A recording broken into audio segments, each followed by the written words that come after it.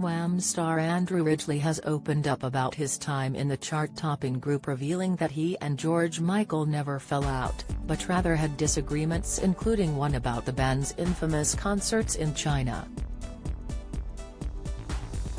The duo became the first Western pop group to play in Communist China in 1985. "We never fell out," Ridgeley says. "We had disagreements. For example, I didn't think we should go to China.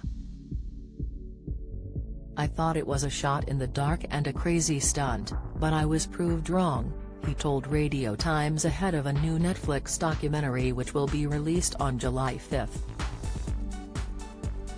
The film tells the story of the band through archive footage and new contributions from Andrew, 60, who speaks in depth about the group for the first time in decades. Win a pair of tickets to the Coronation Street Experience. Speaking about how the China tour came about, he says it was the brainchild of the group's manager, Simon Napier Bell, as he thought it would turn them into global stars. "Our manager Simon proposed to us that we'd do a couple of shows in China," Andrew reveals in the Netflix flick. "America was really interested in Communist China. As the first modern pop group ever to go, we'd attract attention and bust America open wide," he revealed.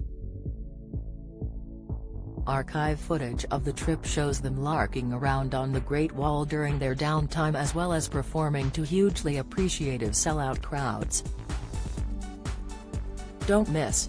Strictly star Jon Voight's health diagnosis caused borderline addiction to sex. Latest, Jordan Banjo forced to move house and cement thrown at car after BGT controversy. Insight. Ulrika Johnson blasts James Jordan's sexism, saying men snatch jobs from her. Opinion. "Our idea was to project fun, exuberance, the values of Wham," Andrew admits.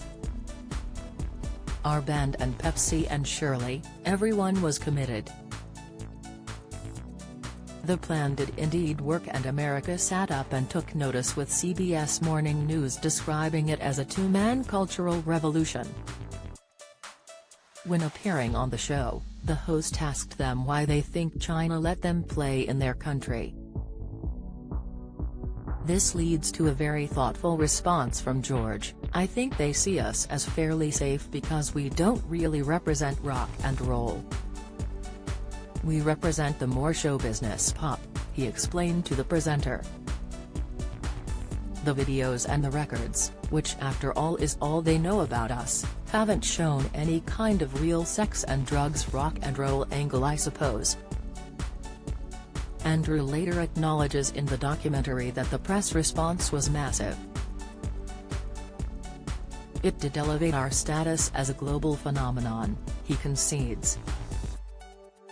You can read Andrew's full interview in this week's Radio Times.